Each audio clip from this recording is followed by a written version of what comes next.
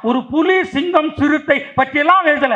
அவன் பாடுபொருளாக யாருக்கு சொல்கிறான் சொன்னா, ஒரு கிளியை கூப்பிடுறான். சின்னஞ்சிறு கிளியே கண்ணம்மா, சிறு கிளியை கூப்பிடுறான். ஒரு பூனை கூப்பிடுறான், வெள்ளை நிறத்தொரு பூனை வீட்டில் வளர்ந்து கண்டீர். ஒவ்வொரு நிறமாக இருந்தாலும் அவர் சாம்பல் நிறம் ஒரு குட்டி, கருஞ்சாந்து நிறம் ஒரு குட்டி, நல்ல பாம்பின் நிறம் ஒரு குட்டி, வெள்ளை பாலின் நிறம் ஒரு குட்டி என்றாலும் எந்த நிறம் இருந்தாலும் யாவரும் ஒரு நிலை அன்றோன, ஒரே தரம்னா, ஈக்குவல். யாரை பார்த்து சொல்கிறான்னா, பிராணிகளை பார்த்து சொல்கிறான். காடுகளில் இருக்கிற மிருகங்களை பார்த்தல்ல. சிட்டுக்குருவி, சிட்டுக்குருவி நீங்கள் பார்த்திருப்பீர்கள்.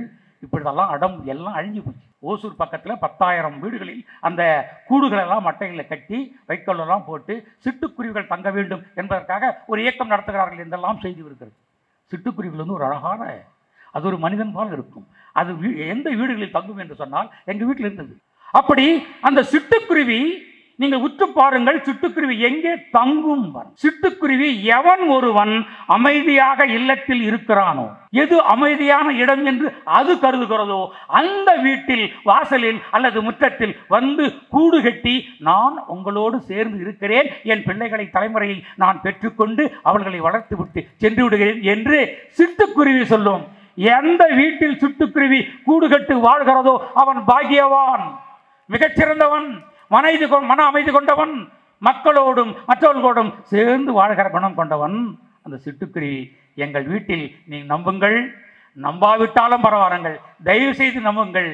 2 ஆண்டுகள் கூடு கட்டி சிட்டுக்குருவி 3 தலைமுறை குஞ்சுகளை பொறித்து விட்டு சென்றது. அது என் பாக்கியம். மனிதன் உயர்ந்தவன் என்று நாம் கருதி கொண்டிருக்கிறோம். அது நம்மளுடைய உரிமை. எந்த மாடும் எந்த விலங்கும் புலியை சண்டை போடப்படவில்லை. நம்ம லாங்குவேஜே தெரியாது. எனவே மனிதன் உரிமை, அவன் ஆறறிவு என்று சொல்லிக் கொள்கிறான், போனா போ என்று கருதி விடுவார்கள். ஆனால் விலங்குகளுக்கு ஒரு உரிமை. பசித்தால் வேட்டையாடும், தன் இனத்தை வேட்டையாடாது. மனிதன் மட்டும்தான் விலங்குகளிடம் கற்றுக்கொள்ள வேண்டியதெல்லாம் மறந்து மனிதன் மனிதனை வேட்டையாடுகிறான். மனிதன் மனிதனை ஏற்றத்தாழ்வாக நினைக்கிறான். ஒரு படிக்க செல்கிற ஒரு பிள்ளையை நீ எப்படி வருவாய் என்று சொல்லி படிக்கட்டு படித்து படித்து படிக்கட்டு ஏறலாம் என்று நினைக்கிறவனை படிக்கட்டில் ரத்தம் வரவழைக்கிறான். ஜாதிகள் தான் சமூகம் என்றால் சுவாசிக்கும் காற்றில் விஷம் பரவட்டும் என்று அந்த பாரதி சொன்ன மாதிரி பழனி பாரதி சொல்கிறான். எல்லாத்துக்கும் ஒரு பாரதி வர வேண்டியது. சமூகத்தில் கேடுகள் நிகழும் போது ஒரு பாரதி ஒருவன் வர வேண்டியிருக்கிறது, அல்லது பாரதி போல ஒரு மனம் வர வேண்டியிருக்கிறது. எங்கள் வாழ்வும் எங்கள் வளமும் மங்காத தமிழென்று சங்கே முழங்கு, இதயத்தின் உள்ளிருந்து ஓங்கி ஒலிக்கும் உயிர்த்தமிழே, உனை முதலில் வணங்குகிறேன். கார்மேகங்கள் ஒன்று திரண்டு மனங்களெல்லாம் மலராக விரிந்து புத்தகத் திருவிழா என்று சொன்னீர்கள். இங்கே முகங்களே மலர் புத்தகங்களாக இருக்கிறது. இதை நான் படித்துக் கொண்டிருக்கிறேன். வாழ்க்கையில் முக்கியமாக படிக்கிறது புத்தகங்கள் அல்ல, மனிதர்களின் முகங்கள். அளப்பரிய கடல் அலைகள் கொண்ட அன்பு நிறைந்த மிகச்சிறந்த உன்னத உலகத்தை நமக்கு கடத்துகிற புத்தகங்கள், மனித புத்தகங்கள். அவர்களையெல்லாம் ஒன்றாக சேர்த்து மக்கள் சிந்தனை பேரவை என்ற ஒரு அடைமொழியில் நீங்கள் ஒரு உலகத்தை சிருஷித்துக் கொண்டிருக்கிற உங்களை நான் எவ்வளவு பாராட்டினாலும் தகும். இளமையாக இருக்கிறீர்கள். உங்களை காதலிப்பதற்கு எல்லோரையும் போல தமிழும் இருக்கிறது என்றுதான் நினைக்கிறேன். இந்த நிகழ்வு நான் நீண்ட காலம் காத்து கொண்டிருந்த ஒரு நல்ல காதல் மனத்தை போல ஒரு அழகான இடம். உண்மையிலேயே நண்பர்களே, மக்கள் சிந்தனை பேரவையில் என்னை அழைக்க மாட்டார்களா என்று ஏங்கியது உண்டு. நான் காலேஜிலெல்லாம் படிக்கும்போது எந்த பெண்ணாவது என்னை பார்த்து சிரித்து விடுவாளா, காதலிப்பாளா என்றெல்லாம் நினைப்பது போல் கடைசி வரைக்கும் நடக்கலைங்க. நல்ல வேளை பெண்கள் தப்பித்துக் கொண்டார்கள். அது மாதிரி ஒரு ஏக்கம்.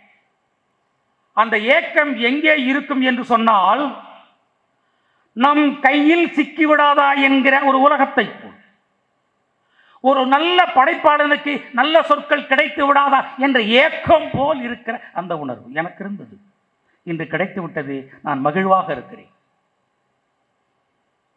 மகிழ்வாக இருக்கிறேன்.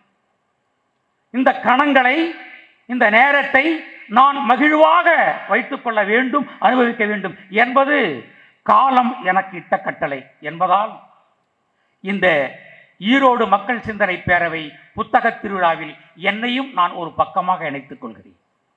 இணைப்பதுதான் முக்கியம். எல்லா படைப்பாளர்களும் மனித உணர்வுகளை, மனித விழுமியங்களை ஒன்றாக சேர்த்து வைத்து உலகம் உன்னதம் என்று சொல்ல பாடப்பட்டவர்கள். அதனால தான் நான் சொல்லுவேன், படைப்பாளர்கள் என்பவர்கள் ஒரு தாயை போல, ஒரு கருவறையை போல மிகச்சிறந்தவர்கள். நான் எந்த ஆடவரை பார்த்தும் வியந்ததே இல்லை. எந்த ஆடவனும் பெண்கள் உயர வேண்டும் என்று நினைத்தவன் இல்லை என்று கருதியவன் பாரதியும் அந்த அட்டவணையில் தான் நான் சேர்த்தேன். பாரதி 39 வயதில் இறந்தவன், 5 வயதிலே தன்னுடைய தாயை இழந்தவன், 15வது வயதிலே திருமணம் செய்தவன். அப்ப பெண் அந்த மனம் செய்கிற அந்த பெண்ணுக்கு 8 வயது நினைக்கிறேன். சில ஆண்டுகள் எழுதாமலே இருந்தவன், காசிக்கு சென்றவன், சமஸ்கிருதம் இந்தி எல்லாம் படித்தவன், நிறைய எழுதியிருக்கான். 39 ஆண்டுகளில் அவன் எழுதாத விஷயங்கள் இல்லை. பிள்ளைகளை பெற்றுவிட்டு அதை வளர்த்து இன்னொரு தலைமுறைக்கும் சேர்த்து வைத்து தான் மறைகிற இந்த உலகத்தில் அந்த பாரதி வினோதமாக தெரிகிறான். ஒரு பைத்தியக்கார். இந்த பைத்தியக்காரனை நான் எவ்விதம் பார்ப்பது என்று பார்க்கிறேன். நான் ஏன் பாரதியை பார்க்கிறேன்? இதற்கு முன்னால் ஒரு செய்தி, ஸ்டாலின் குணசேகரன் மேலே எனக்கு நிச்சயமாக கோபம். அந்த கோபம் அடங்க முடியாத கோபம். மரியாதைக்குரிய அம்புகளை எய்தால் குறிபார்த்து இலக்கு பார்த்து சென்று அடைந்து விடுகிற ஆற்றல் கொண்ட சொல்லாளன் கருப்பழனியப்பனுக்கு மட்டும் என்னங்க பேசுறீங்கன்னா சங்கத்தமிழ் சரிங்க. எனக்கு, நானும் தமிழன் தான், ஏதோ ஓரளவு சொற்களை கொண்டு நான் நொண்டி எடுத்து பாடுகிற, கபடி அடித்து ஆடுகிற ஒரு பிள்ளை ஸ்டாலின் குணசேகரன் அவனோடு இவனை சேர்த்து பார்ப்போம் என்று நெகிழ்ந்து கேட்கிறார். நீங்கள் ஒரு தலைப்பு கொடுங்கள். நான் கொடுக்குறேன். என்ன பண்ணியிருக்கணும்? கருப்பழனியப்பன் சங்கத்தமிழ் சொன்னார், சரி டிக் மார்க் பாட்டிங்க. ஆனால் எனக்கு அவர் செய்கிற செயல், நீங்கள் தலைப்புகளை அனுப்புங்கள், நான் தேர்வு செய்கிறேன். எனக்கு ரொம்ப மகிழ்ச்சியாக இருந்தது. இன்னும் வாத்தியாராக இருக்கிறாங்க, நம்ம இன்னும் ஸ்டூடெண்ட்டாக தான் இருக்கிறோம், கற்றுக்கொண்டே இருப்பது எனக்கு மகிழ்ச்சி. முதல் தலைப்பு என்ன தெரியுமா? எவன் ஒருவன் கற்கவில்லையோ அவன் பின்தங்கிறான். சங்கத்தமிழ் இருந்தது மகிழ்ச்சி, இந்த தமிழுக்கு வா என்பதை அவர் நினைத்து தலைப்பு சொல்லுங்கள் என்கிறார். நான் முதலில் தருகிறேன் ஒரு தலைப்பு, சிந்தியுங்கள், அது ஒன்றும் பெரிய குற்றம் அல்ல. சிந்தியுங்கள், அது ஒரு பெரிய குற்றம் அல்ல. இரண்டாவது தலைப்பு, வாழும் போதே வாழ்ந்து விடு. இது ரெண்டும் நமக்கு பேச தெரியும். எதுக்கு மூணாவது ஒரு சாய்ஸ்? அது வந்து சாய்ஸ் விட்டுலாமே என்று நான் எனக்கு என்னவோ தெரியல எழுதுகிறேன், விட்டு விடுதலையாகி என்று அனுப்புகிறேன். அவர் மூன்றாவதாக என்னை தேர்ந்தெடுக்கிறார். பாரதி எப்படி முதல் பரிசு வாங்காத கவிதை எழுதியவன் என்பதனால் மூன்றாவது தலைப்புத்தான் இவனுக்கு சரியாக இருக்கும், விட்டு விடுதலையாகி இதுதான் உனக்கு சரி பேசு என்றார், பரீட்சைக்கிறார். அடா பாவி, எந்த காலத்திலையும் நாம நினைக்கிறது நடக்கவே இல்லை. இந்த கனவு என்பது கனவாகவே ஆகிவிடுது. பல பேருக்கு கனவு, பாரதிக்கு அப்படித்தான். அவர் வேற ஒன்றும் கேட்கல, ஒரு சின்ன கனவு காண்கிறார், காணி நிலம் வேண்டும் பராசக்திங்கிறான். அவர் பின்ன ஜமீன்தார் கேட்டுக்கலாம். அவர் ஜமீன்தாருக்குள்ள பாட்டு எழுதி நான் நல்ல சம்பளம் கொடுக்குறாரு, வேணாங்கிறார். இந்த தமிழும் அறிவும் எவனுக்கு உள்ளே போய் உட்கார்ந்து விடுகிறதோ அவன் ஒரு வயலையும் மதிக்க மாட்டான். இந்த உலகமே எதிர்த்து நின்றாலும் சரி, நான் என்னளவில் சரியாக நிற்பேன் என்று சொல்கிறவன் தான் படைப்பாளன். பாரதி சொல்கிறான், வேணாம், எங்க வசதியா உட்கார்ந்து அமர் என்று சொல்கிறாயோ நான் தவிர்த்து விட்டு நிற்கிறேன்கிறான். அவன் முன்னாள் ஜெயகாந்தன், இந்நாள் பாரதி ஜெயகாந்தன். பாரதி வெளியில் வர்றான், வந்து பார்த்துட்டு ஒரு செட்டியார்கிட்ட போய் அப்படி பாக்கெட்டில் கை வச்சா அவர் ஏன்னே கேட்க மாட்டார், எடுத்துக்கோம்பார். அவங்ககிட்டையும் கேட்கல. மனிதர்கள் இந்த சொத்துக்களை வாங்கினால் மரியாதை குறைவாக நினைப்பார்கள் என்று சொல்லி, எல்லாம் உலகத்தை படைத்த பராசக்தி நீ தானே எல்லாருக்கும், you are the head of the department in the world, நீ உலகத்தினுடைய டச்சோடி, நீ எனக்கு என்ன செய்ய வேண்டும்? நான் தமிழ் எழுதுகிறேன், வறுமை இருக்கிறது பரவாயில்லை, ஆனால் எனக்கு நீ என்ன செய்ய வேண்டும் என்று ஒரு விண்ணப்பம் வைக்கிறார். ஒரு வீய விட்ட எப்படி வந்து நிலமில்லாத மலைகளில் இருக்கிற மலைவாழ் மக்கள் எங்களுக்கு இருக்க இடம் கொடுங்கள் என்று இன்னும் கெஞ்சிக் கொண்டிருக்கிறார்களே, அதுபோல் பாரதி ஒரு விண்ணப்பம் வைக்கிறான். காணி நிலம் வேண்டும் பராசக்தி. சரி, அங்க என்ன இருக்கும்? 10-12 தென்னை மரங்கள். அடேங்கப்பா, 10-12 தென்னை மரங்கள், ஒரு வெண்ணிலா, ஒரு கயிற்றுக்கட்டில், ஆரோக்கியமான காற்று எனக்கு வேண்டும் என்று பாரதி கனவு காண்கிறான்.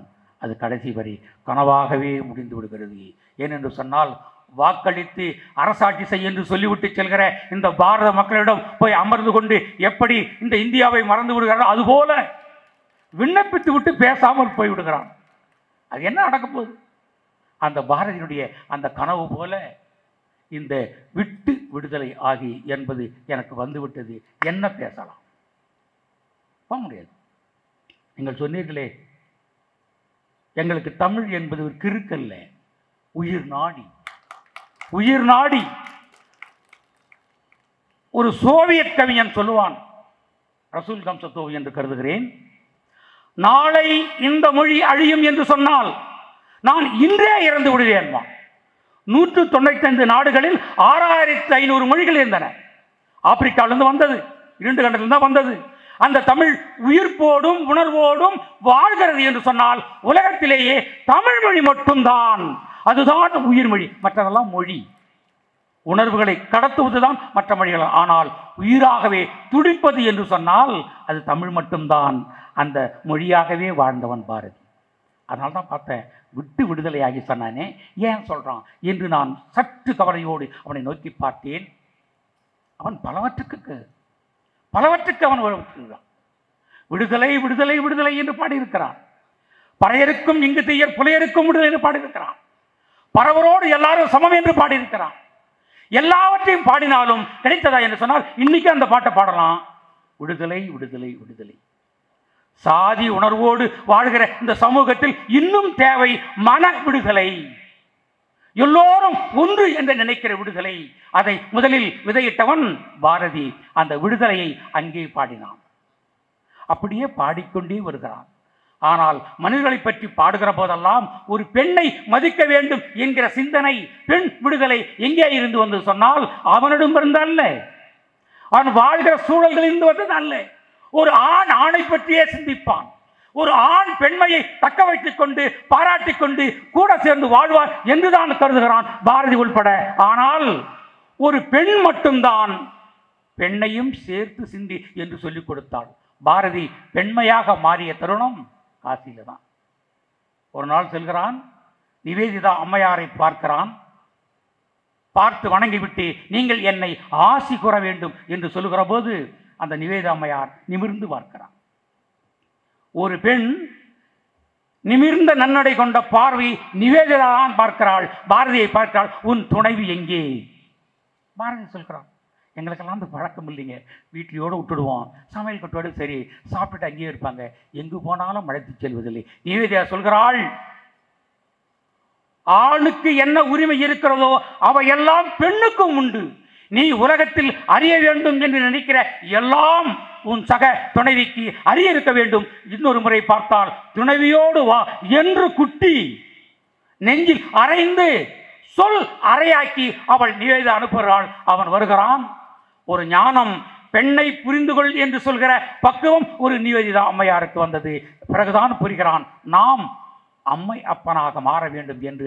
அவன் மாறி அந்த அக்ரஹார வீதிகளில் செல்லம்மாவை அழைத்து, செல்லம்மா வா, கம் டு ஹியர், அருகே வா என்று செல்லம்மா அழைக்கிற போது இந்த பைத்தியக்காரன் எது கூப்பிட்றான்னு தெரியலையே, ஏற்கனவே இந்த அக்ரஹார வீதியில் நம்மளை ஒரு டைப்பாக பார்த்துக்கிட்டு இருக்காங்க, சம்பாதிக்க தெரியாத ஒரு புருஷனோட எப்படிரா வாழற என்று பார்த்துக்கிட்டு இருக்காங்க என்று சொல்லுகிற போது தயங்கி தயங்கி வருகிறாள். செல்லம்மா விரைவாக வா என்று சொல்லி தோளின் மேல் கை போட்டு அந்த அக்ரஹார வீதிகளில் நடந்து செல்கிறான். கம்பீர நடை போட்டு.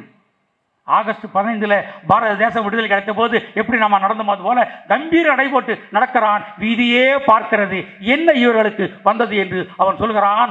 ஆண்களோடு பெண்களும் சரிநிகர் சமானமாக வாழ்வமே என்று அவன் நடத்தி காண்பித்தான். ஒரு பெண்ணை மதிக்க வேண்டும் என்று கற்றுக் கொடுத்தது ஒரு பெண்தான். அது பெரியாருக்கும் வந்திருக்கிறது. அது எப்பொழுது வரும் என்று சொன்னால், ஆண் வழியாக உலகத்தை பார்க்கிற போது அந்த சிந்தனை வராது. பெண் வழியாக பார்க்க வேண்டும், அம்மை அப்பனாக பார்க்க வேண்டும், தாயும் ஆணவனாக பார்க்க வேண்டும் என்பதனால்தான் ஒரு பெண் தன்னை மதிக்க வேண்டும் என்று சொன்னபின் ஒரு ஆண் தாயாக மாறி அவன் எழுதுகிறான். விடுதலை பாட்டு எழுதியவன் அப்பொழுது சமூகத்தை கட்டியும் எழுதுகிறான். பாரதியார் சேஞ்ச் ஆகிறான். பெண்களை பற்றி பேசுகிற போது இன்னொரு பெண் தான் சொல்றான். ஒரு ஔவையார் சொல்றான், திரைகடல் ஓடியும் திரவியம் தேடுன்னா. வேற யாருமே சொல்லல. எல்லாரும் சொல்கிறார்கள், அன்பு பெருக்கு, அன்பு செய், அமைதியாக இரு, கணங்களோடு வாழ், மனசே ரிலாக்ஸ். 100 முறை படிச்சார். மனசே ரிலாக்ஸாங்க, அது படிக்கவே வேணாம். மனம் என்பது ரிலாக்ஸாக தான் இருக்கு. நாம தான் துன்பப்படுத்தி கொண்டிருக்கிறோம். மனம் என்பது ஒரு கருப்பை மாதிரி. மனம் என்பது லகுவான ஆழ்கடல் போலது. நான் ஒரு கவிதை எழுதினேன். அலைகளை பார்த்து கற்றுக்கொள்ள 1000 இருக்கிறது, அதில் ஒன்று விழுவதும் எழுவதும்.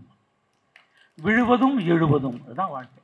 நிறைய கற்றுக்கலாம் இயற்கையிடம். அவன் பாரதியாரை நான் ஏன் சொல்ல வரேன்னா, மனிதர்களிடம் இருக்கிற பிழைகளை, ஏற்றத்தாழ்வுகளை எல்லோரும் ஒன்றாக சேர வேண்டும் என்று நினைத்த அந்த பாரதி யாரோடு சேர்ந்து சேர்ந்து சேர்ந்து வாழ்ந்தான் நடந்தான் என்று சொன்னால் இயற்கை.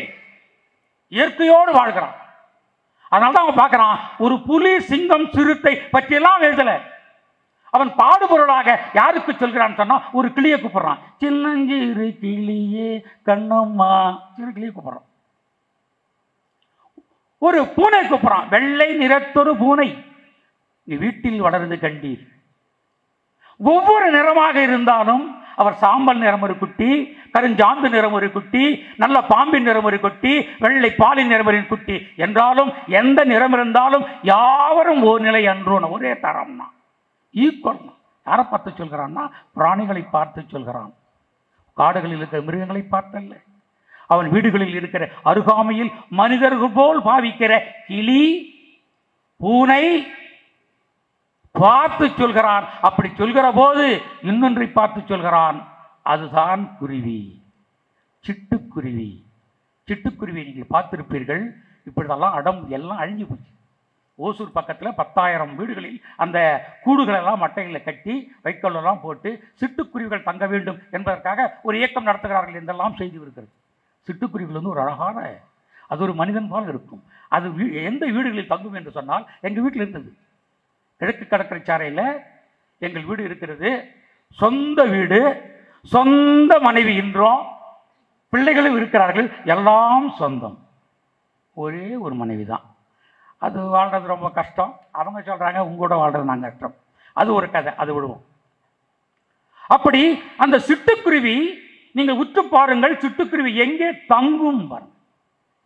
சிட்டுக்குருவி எவன் ஒருவன் அமைதியாக இல்லத்தில் இருக்கிறானோ, எது அமைதியான இடம் என்று அது கருதுகிறதோ, அந்த வீட்டில் வாசலில் அல்லது முற்றத்தில் வந்து கூடு கட்டி, நான் உங்களோடு சேர்ந்து இருக்கிறேன், என் பிள்ளைகளை, தலைமுறையை நான் பெற்றுக்கொண்டு அவர்களை வளர்த்து விட்டு சென்று விடுகிறேன் என்று சிட்டுக்குருவி சொல்லும்.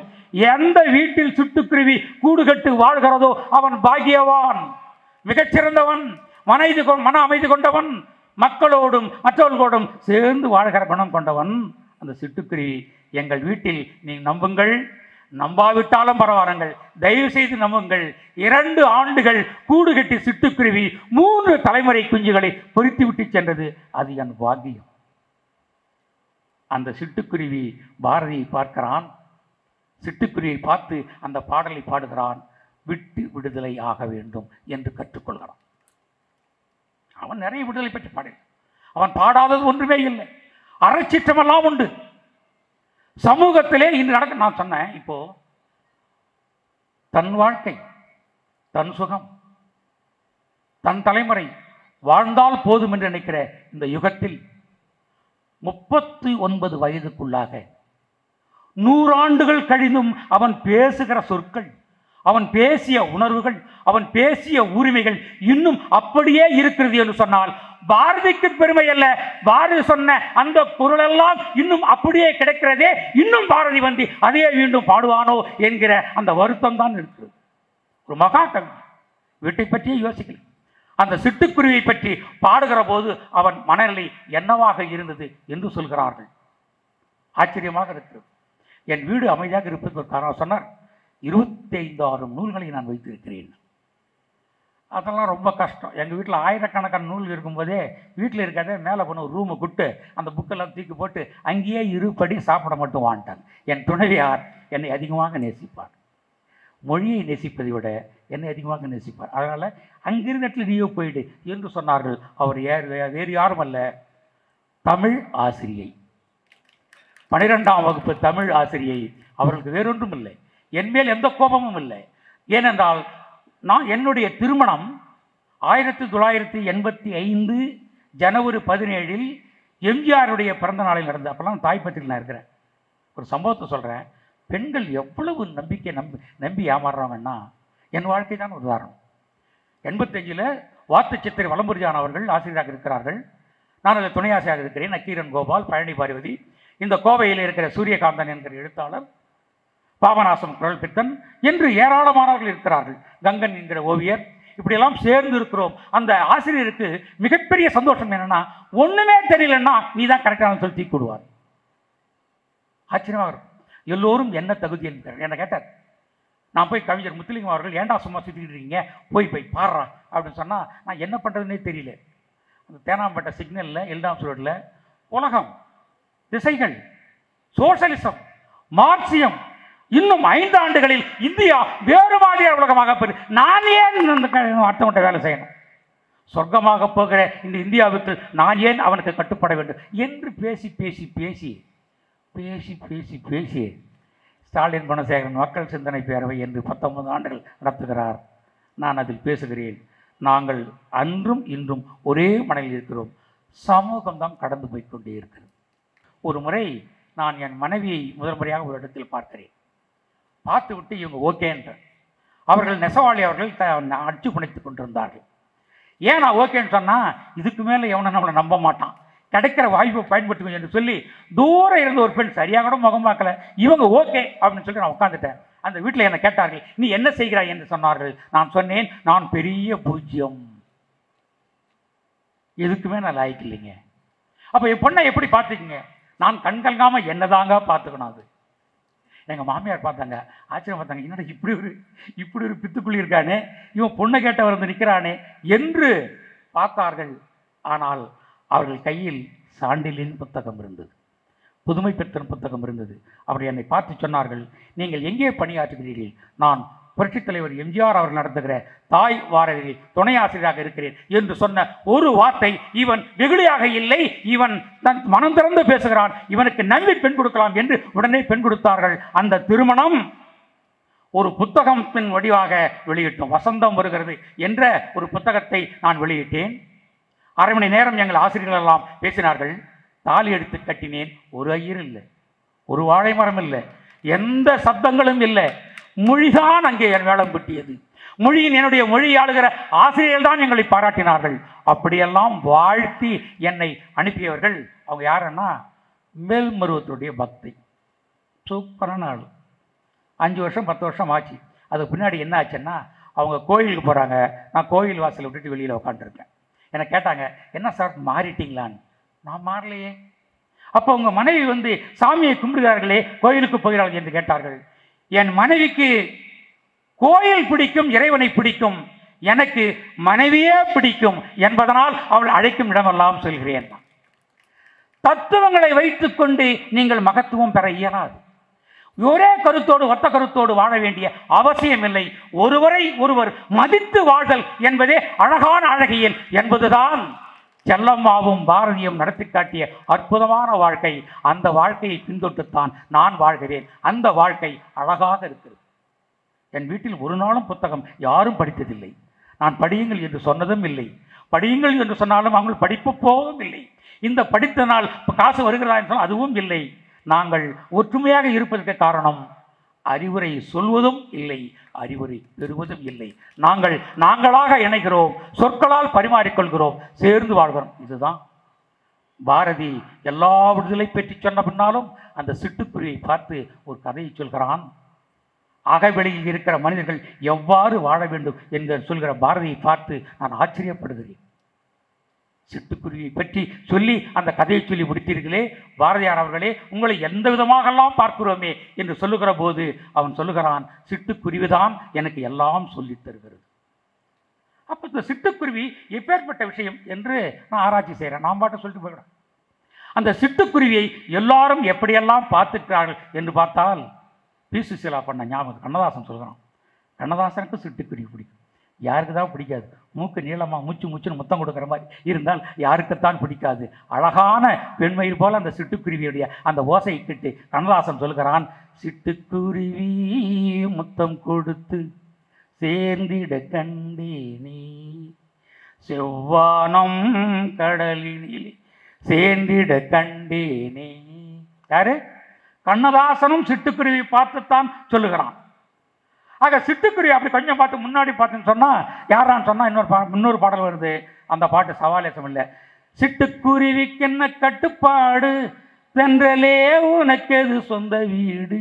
இப்படி சிட்டுக்குருவியை பார்த்து பாடாதவர்கள் இலக்கியங்களிலே இல்லை. கடைசியாக சிவாஜி கூட ஒன்று பண்ணார். வீட்டில் ஒரு மனைவி இருக்கு.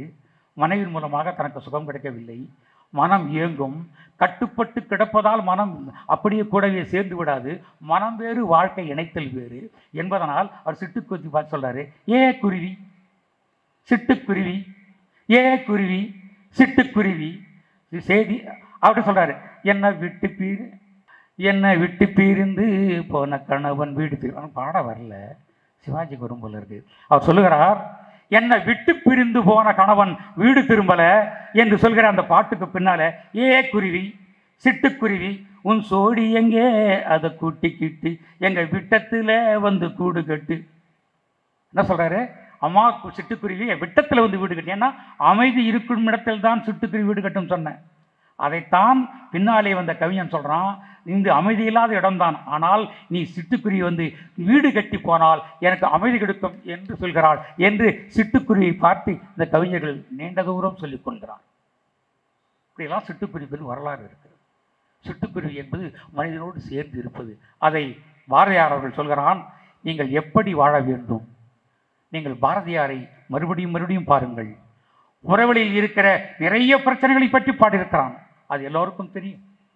ஆனால் அகவெளியில் இருக்கிற அந்த செய்திகளை அருமையாக சொல்லுகிற இடம்தான் பலருக்கும் தெரியாது. அதைத்தான் இந்த சிட்டுக்குருவியின் மூலமாக அவன் சொல்கிறான், விட்டு விடுதலையாக நிற்பாய் இந்த சிட்டுக்குருவியை போலே பலை, 8 திசையும் பறந்து திரிகுவை.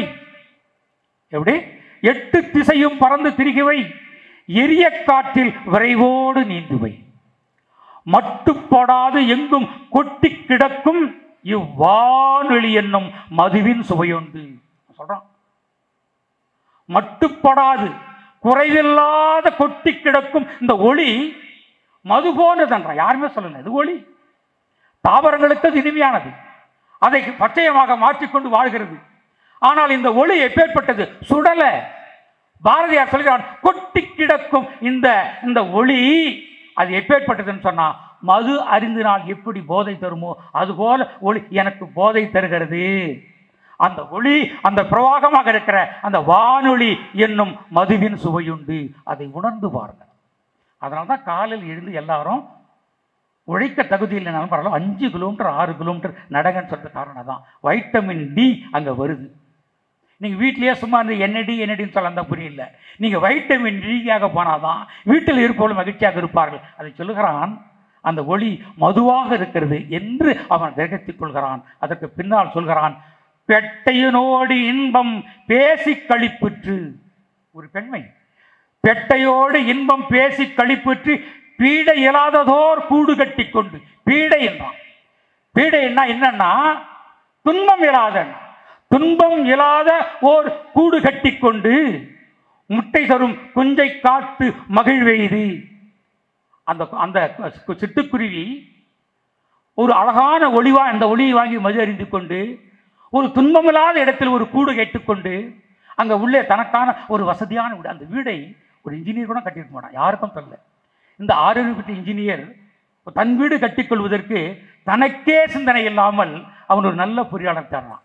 அந்த நல்ல பொறியாளர் நிறைய வீடுகள் வாசல்கள் ஜன்னல்கள்லாம் வைத்து கட்டிய விற்பாடு, கிரகப்பிரவேசம் பண்ண விற்பாடு, அடுத்த நாள்ல இருந்து பார்த்தீங்கன்னா எந்த ஜன்னலையும் எவனும் திறப்பதே இல்லை.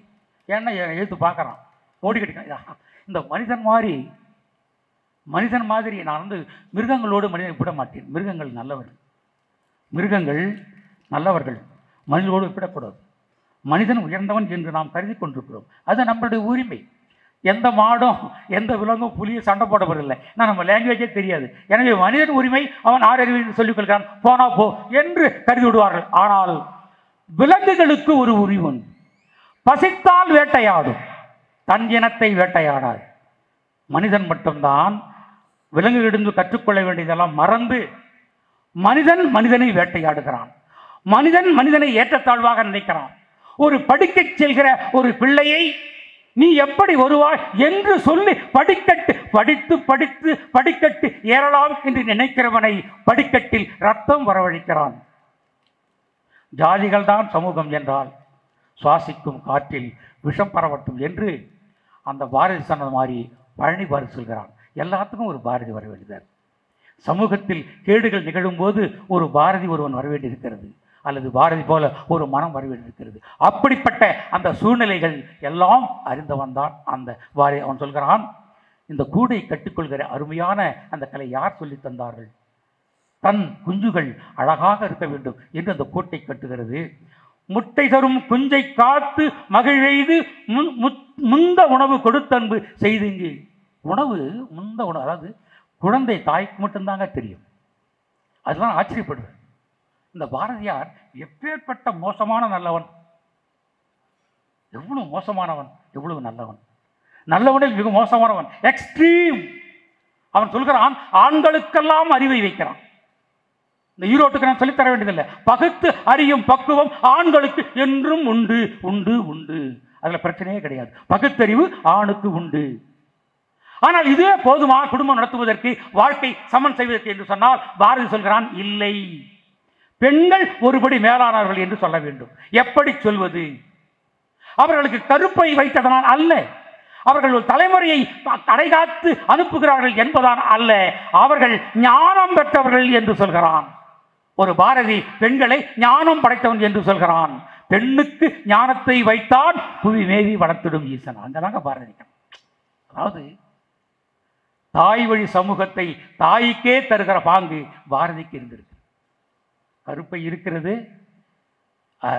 ஆண்கள் எல்லாம் அறிவாளிகள், சிந்திப்பார்கள்.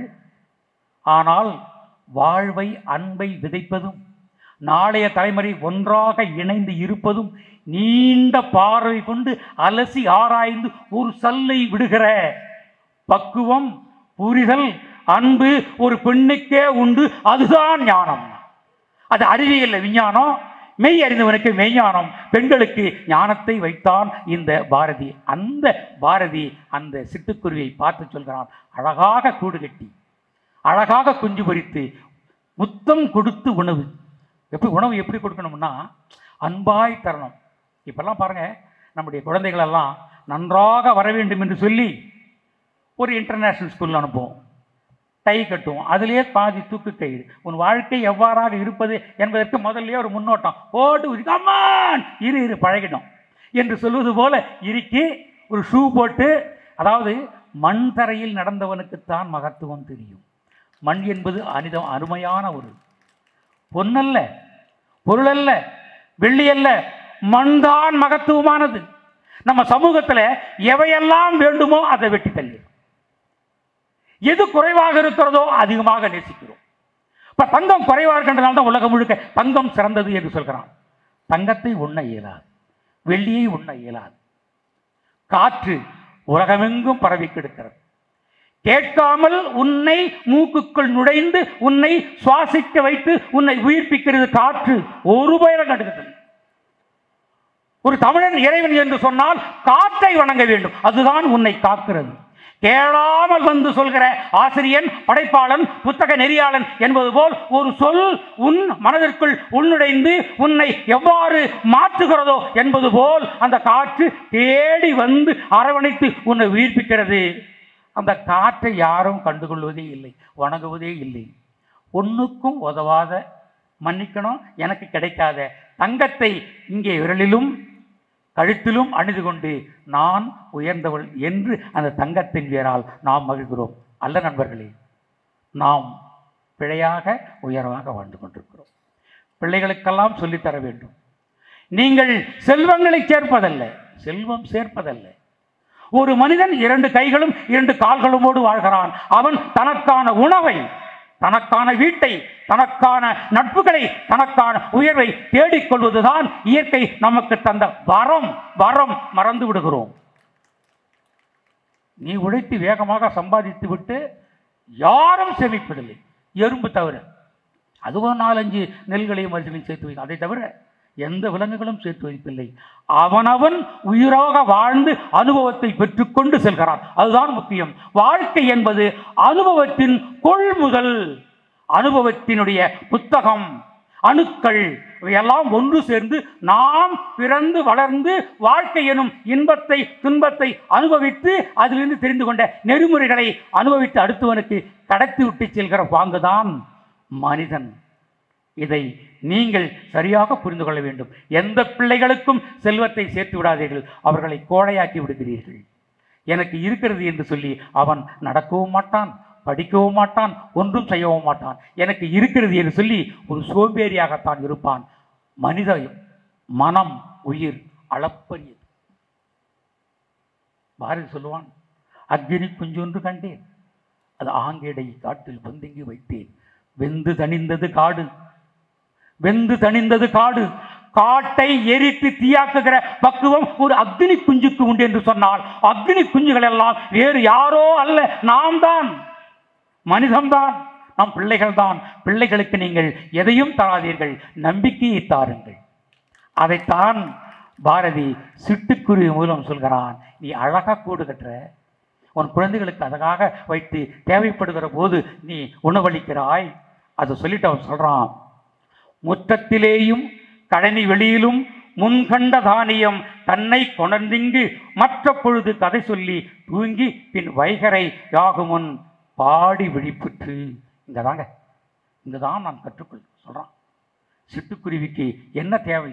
தன்னுடைய பிள்ளைக்கு எல்லாம் சேர்த்து முற்றத்தில் கழனியில் சிதைந்து கிடக்கிற அந்த வறுக்குகளை எடுத்து கொடுத்து உணவாக்கிவிட்டு அது சிறகு விரித்து வளர்ந்த பின் அதோடு அன்பாக இருந்து விட்டு பிரிந்து விட்டு விடுதலையாக என்றான். அதுதான் மனிதன். அவன் சொல்றான், சமூகத்துக்கு என்னவெல்லாமோ சொன்னான். அவன் மனித வாழ்க்கைக்கு ஒரு இலக்கணமாக சொல்கிறான். நீ செய்ய வேண்டிய வேலையெல்லாம் காப்பது அல்ல, அவை காத்து வளர்த்து பேணி அவை இறகு முளைத்ததும் பறக்க முடியும் என்று சொன்னால் பறக்க விட்டுவிடு, விட்டு விடுதலை ஆகு இந்த சிட்டுக்குருவியை போலே என்று மனிதர்களுக்கு சொல்கிறான். நாம் கற்றுக்கொள்ள வேண்டியவை விட்டு விடுதலை ஆக வேண்டும். என் பிள்ளை, என் மருமவ, என் பசங்க, என் சொந்தக்காரங்க அணைத்து வைத்துக் கொள்ளாதே. இருக்க முடியாத உறவை நீ இணைத்து வைத்துக் கொள்ள இயலாதே. அவையவை அவர்களுக்காக வாழட்டும்ங்கிறான். சேர்ந்து வாழ்தல் தான் வாழ்க்கை. ஒன்னா இருக்கிறது வாழ்க்கை, ஒன்னா இருக்கவும் முடியாது. இயற்கையின் தத்துவமே அவனவன் வாழ்ந்து அவனவன் சுகத்தை அவனவன் கண்டு இறக்க வேண்டும். வள்ளுவன் சொல்லுவான், உலகத்தில் மிகச்சிறந்தது எதுமா? நான் மிகவும் வியந்து பார்ப்பது. வியத்தல் தகாது, நான் வியக்க மாட்டேன், வியக்க தெரியாது, ஆனால் இமைகள் விரியும். எப்படி ஸ்டாலின் குணசேகரனை பார்த்து, கருப்பணையப்பனை பார்த்து, ஏன் அவரை மாதிரி பேச வர மாட்டோம்? நிறைய பேர் பேசுவார்கள், சொற்கள் நடைபோட்டு வந்து மனதில் இருக்கை போட்டு அமர்ந்து கொண்டு காலாட்டும்.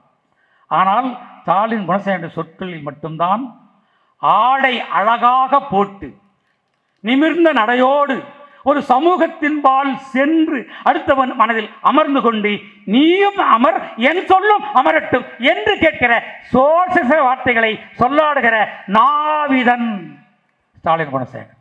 சொற்கள் என்பது சொற்களாக மாறுகிற பக்குவம் ஸ்டாலின் குணசேகரன். நான் வியந்ததுதான், பல ஆண்டுகளாக வியப்பு. வார்த்தை சித்தர் பழமுடியான் அவர்களிடம் சொற்கள் குழைந்து நெளிந்து வானத்தில் இடி இடித்து மின்னலும் சேர்ந்து ஒளியும் இசையுமாக வந்து எப்படி நம்ம காதுக்குள் விடுமோ அதுபோல் அந்த தமிழ் போல் வந்து விடும் ஸ்டாலின் குணசேகரன். கருப்பணையப்பன் அப்படி இல்லை. கருப்பணையப்பன் வேற வகை. அவர் வந்து போராளி. அவர் கருவறையிலேயே சண்டை போட்டுத்தான் வந்திருப்பார் என்று கருதுகிறேன்.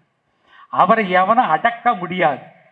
தமிழா தமிழா என்று சொல்லி ஏதாவது ஒரு குறை சொன்னால் விடுடா, வா தமிழா வா என்று சமூகத்தை ஒன்றிணைத்து இடம் மாறுகிறவர், தடம் மாறுகிறவர் அல்ல. அதான், அதாவதுங்க, வசதிக்காக வாழ்ந்து காரு பங்களா வாங்கிட்டு சுகமாக செத்துக்கொள்வத அதை விட மோசம் உலகத்தில் ஒன்றுமே இல்லை. நிறைய பேர் சொல்லுவாங்க, நான் இளைஞர்களை பார்க்குறேன், 38 வயசு ஆகும், பாரதியார் 39 வயசில் வாழ்ந்து செத்து விட்டார்.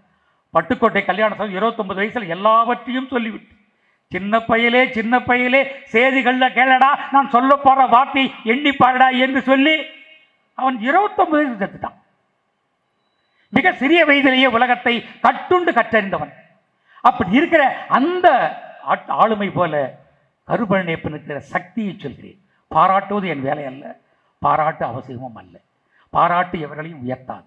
ஆனால் உயிர் துடிப்புள்ள ஒரு தமிழ் ஒரு மனிதனின் இதயத்துக்குள் நுழைந்து வாழ்ந்து பரவிக்கொண்டிருக்கிறது சொன்னால் அவர்களை பாராட்டவிட்டால் நான் வாழ்ந்து என்ன பயன், நீங்கள் கேளாமல் இருந்தும் என்ன பயன், நீங்கள் கரகோஷம் கூட எழுப்பலாம். கருப்பழனியப்பன் எப்படிப்பட்டவர் என்று சொன்னால், பதில் சொல்வதெல்லாம் முக்கியம். உலகத்தில் ஏன் எதற்கு எப்படி என்று கேள்வி கேட்கிறவன் மட்டும்தான் உலகத்தில் சிறந்த அறிவாளி. பதில் யார் வேண்டுமானால் சொல்லி வருவார். நீங்கள் கூர்மையாக பார்க்க வேண்டும். பதிலை எவ்வாறு கேள்வி கேட்டால் வரும் என்று தெரிகிறவன் தான் புத்திசாலி. கருப்பழனியப்பன் கேள்விகளை உள்ளடக்கிய சிறந்த பதில், தமிழினத்தின் கேள்வி பதில் கருப்பழனியப்பன். அதனால்தான் வா தமிழா என்று சொன்னாலும் தமிழர்கள் வருகிறார்கள், இருக்கிறேன் தமிழே இருக்கிறேன் என்று சொன்னாலும் கருப்பழனியப்பன் கூட இருக்கிறார்கள். நான் அதை பார்த்து நான் வியந்து கொண்டிருக்கிறேன். நிறைய பேர் கேட்பாங்க, கருப்பழனியப்பன் கருப்பழப்பையோட பையனாம்பார், என்னடா அவன் பிரச்சனை கோத்து விட்ட. நான் ஒரு முறை தெரியாமல் கேட்டேன் பழனியப்பன் சார், சார் உங்கள் அப்பா எப்படி இருக்கார்? நல்லா தான் இருக்கார். ஏன் சார் அரசியல் எப்படி பேசுகிறார்? அட பாவி, நீ அவரை பார்த்து சொல்கிறியா? அவர் இல்லை, எங்கள் அப்பா நல்லவர். கருப்பழனியப்பன் என்பது கரு. எனக்கு கூட ராசி அழகு பண்ணணும், நீங்கள் ராசி பெறுவான்னு கேட்டாங்க. நான் எப்பயுமே இல்லைன்னு சொல்கிறத விட ஆமான்றதுல ரொம்ப சுகம். இந்த ஊன்னு சொல்லிட்டீங்கன்னா பாதி நேரம் வாழ்க்கை சுகமாக இருக்கும். நீங்கள் வீட்டில் ஊன்னு சொல்லாத அத்தனை பேர் செத்தான். நாம் உலகையெல்லாம் ஆளலாம், நம்மை ஆள ஒரு பெண் தான் அவசியம். அந்த பெண்ணுக்கு நீ எவ்வளவு நாள் பெரிய அறிவாளியாரு, எங்கிட்ட வந்து நீ எப்படி பண்ணாத. நான் ஒரு முறை வண்ணத்து பூச்சி திரைப்படம் கஷ்டப்பட்டு எடுத்து போய் முதலமைச்சர் கலைஞர் கருணாநிதி கிட்ட நான் பரிசு வாங்கி கொண்டு வருகிறேன். வெளியே இருக்கிற காவல் அதிகாரிகள் எல்லாம் கை கொடுத்து என்று சொல்கிறார்கள். என் நெஞ்சம் நிமிர்கிறது, தலை நிமிர்கிறது, அகம்பாவம் அகந்தை உள்ளே குடிகொண்டு அமர்ந்து கொண்டு பறக்கிறது. புரியல, மேகங்களோடு தவழ்கிறேன். ஆடா, நம்ம இனிமேல் தமிழ்நாட்டில் பெரிய ஆள்றான். ஒரு முத்தமிழறிஞர் கலைஞரிடமே பரிசு வாங்கி கொண்டோம். நாமளும் இந்த தமிழ் சினிமா மராத்தான்ல நாம் ஒரு ஆள் என்று நினைத்து கொண்டு சென்று கொண்டே இருக்கிறேன். என் மனைவி எல்லாரும் மச்சா பிள்ளை எல்லோரும் சென்று காரில், வாடகை காரில் சென்று வீட்டில் இறங்குகிறேன். அப்படியே தங்க தங்க தங்க தங்க தங்க எத்தனை பேர் கை தட்டுவாங்க. இந்த உலகத்தில் இந்த கைத்தட்டலில் செத்து போகிறோம் பாதி பேர். அதனால தான் கைத்தட்டலுக்காக அலைவான். அப்படிலாம் நான் அலைந்து கொண்டு சரி வீட்டில் போனேன். அங்கே தான் நடந்தது. அப்படி போய் நெஞ்சு நிமிர்ந்து வீட்டுக்குள்ளே நுழையிறேன். என் மனைவி சொன்னாள், என்ன அப்படியே பார்த்துட்டு வர்ற, பக்கெட் இருக்குல்ல எடுத்து வச்சு வாய. டக டக டக டகன்னு கிழந்து அகந்தை காணோம், அகம்பாவம் காணோம், புகழ் கிரீடங்கள் சூட்டிய மனம் காணோம், லகுவாக மாறிவிட்டது. இது சொல்றதுக்கு தாய் இருக்கிறாள், அடுத்து மனைவி மட்டும்தான் இருக்கிறார். அதனால தான் நான் சொல்லுவேன், உலகத்தில் நீங்கள் மிகச்சிறந்த அறிவாளியாக புகழ்ந்து இருக்க வேண்டும் இருந்தால் பரவாயில்லை. நீ உலகத்தில் அறிவாளியாக இருப்பது நல்லது, ஆனால் எங்கிட்ட மட்டும் வேண்டாம் ராஜா, நான் சொல்றதை கேளு என்று சொல்கிற அந்த அரவணைப்பு என் இல்லத்தில் இன்னும் இருக்கிறது. அது இருக்க வேண்டும். புகழ் என்பது சேர்த்து வைத்துக் கொள்வதில்லை, அனுபவித்து இறங்குவது. பல பேர் புகழின் மேல் ஏறிக்கொண்டு அமர்ந்து கொண்டு 4 பக்கமும் வேலி போட்டு பட்டா போட்டுக்கொண்டு இது என்னுடையது, இந்த புகழ்கிரீடம் இனிமேல் எனக்குத்தான் சொந்தம், என்றோ செய்த பணிக்கு இன்னும் எனக்கு கைத்தட்டல்களும் பாராட்டும் பரிசுகளும் வழங்க வேண்டும் என்று சொல்லி போராடுறாங்க. அட பாவி, ஆச்சரியமாக இருக்கிறது.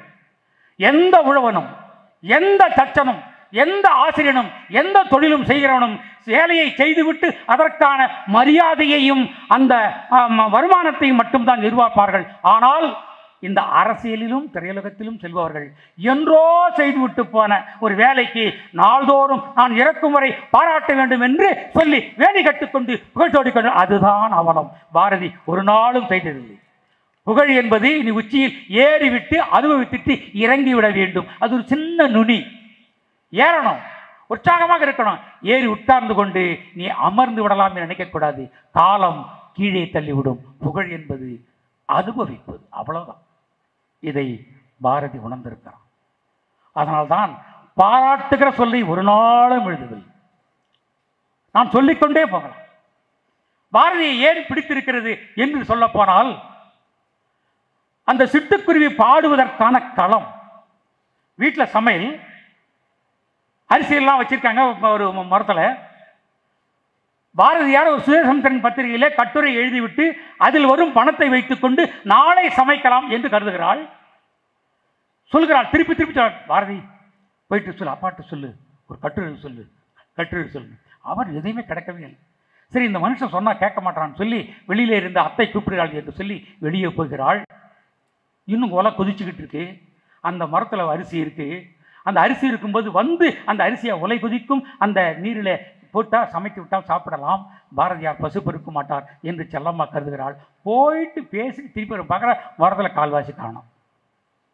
டே பாவி, என்னடா பண்ண? செல்லம்மா, சிட்டுக்குருவிகள் எவ்வளவு அழகாக கொத்தி கொத்தி தின்னுகிறது பார் அப்படின்னு இந்த அரிசியை போட்டு சிட்டுக்குருவி தின்னுவதை பார்த்து சொல்கிறான், இந்த சிட்டுக்குருவி போலே விட்டு விடுதலையாக வேண்டும் என்று நான் சொன்ன மேற்கண்ட கவிதையை அவன் உறக்க அழகாக நெஞ்சுருகி பாடுகிறான். செல்லம்மா பார்த்து, ஐயோ இவனையாடா கட்டிக்கிட்டோம், சமைக்கணும்டா என்று அவள் கருதுகிறாள். அவன் சொல்லுகிறான், செல்லம்மா கவலைப்படாதே, கட்டுரை எழுதி காசு வரும் நினைக்காதே, இந்த பாடல் கூட சுயசமுத்திரத்திற்கு அனுப்பினால் போடுவார்கள், பணம் வரும், கவலைப்படாதே என்று அவன் சொல்லுகிறான். ஒரு படைப்பாளன் இருக்கும் இடத்தை எழுதும் என்பவன் அல்ல, வாழ்கிற உலகத்தில் தான் எவ்வாறு புரிந்து வாழ வேண்டும் என்று கருதுகிறவன் தான் ஒரு சிறந்த மனிதாபிமானியாக இருப்பான். அந்த இடத்தில் பாரதியார் இருந்து கொண்டே இருக்கிறான். பார்க்கும் இடமெல்லாம் இருக்கிறான். பூனைக்குட்டியை பார்க்குறான், கிளியை பார்க்குறான், சிட்டுக்குருவியை பார்க்குறான். எல்லா இடங்களிலும் அந்த தன் வீட்டுக்கு அருகாமையில் இருக்கிற அந்த அந்த அந்த உயிரினங்களோடு பழகுகிறான். வள்ளுவன் சொல்லல, எல்லாருக்கும் உரித்தானது இந்த உலகம் என்பதை சரியாக புரிந்து கொண்டு பாரதி வாழ்ந்தான். அந்த பாரதி வாழ்கிற அகவெளி அந்த சிறப்புகளை சிட்டுக்குருவின் மூலமாக நமக்கு சொல்லுகிறான் என்று சொன்னால், எந்த கொள்கை வேண்டுமானாலும் இருக்கட்டும், புரிந்து கொண்டு வாழ்வது என்பது மிகச்சிறந்தது. அந்த இடத்தில் நீங்கள் இருக்க வேண்டும். வாழ்கிற போது வாழ்ந்து விடுங்கள், நாளை என்று யோசிக்காது. பிணக்குகள் வரும், துறந்து விடுங்கள். வாழ்கிற கலை என்பது ரொம்ப முக்கியம். என்னுடைய மனைவி மயிலம் தமிழ் கல்லூரியில் படிக்கிற போது 84 மீண்டும் ஒன்றாக அந்த நண்பர்கள் இணைகிறார்கள். 2023 எப்படி ஸ்டாலின் குணசேகரன் மாதிரி. நீங்கள் இந்த கணங்களை விட்டுவிட்டால் அடுத்த கணம் என்பது அடுத்த நாள் அல்ல, 40 ஆண்டுகள் கழித்து என்பதனால் வாழ்கிற போது உன்னுடன் இருக்கும் மனிதர்களிடமும் பிள்ளைகளிடமும் மனைவியிடமும் பேசுங்கள், பேசி அரவணையுங்கள், உன்னதங்களை கொண்டாடுங்கள், குறைகளை களையுங்கள், ஒன்றாக சேருங்கள் என்பதை சிட்டுக்குருவி மூலம் பாரதி சொன்னான் என்கிற செய்தியை மக்கள் சிந்தனை பேரவையின் மூலமாக சொல்லிவிட்டு, நாளொரு பொழுதில் நல்ல பொழுதில் ஈரோட்டில் மேலும் பேசுவேன். தமிழ் நல்லுலகம் பாராட்டும் மொழி பேசுவேன். பாரதி பறந்து கிடக்கிறவன், வானம் மழை கடல் போல் விரிந்து கிடக்கிறவன் பாரதி. மீண்டும் உன்னை சந்திப்பேன் இந்த மக்களோடு என்று சொல்லி வாய்ப்பு கொடுத்த உங்கள் அனைவருக்கும் நன்றி பாராட்டி விடைபெறுகிறேன். வணக்கம்.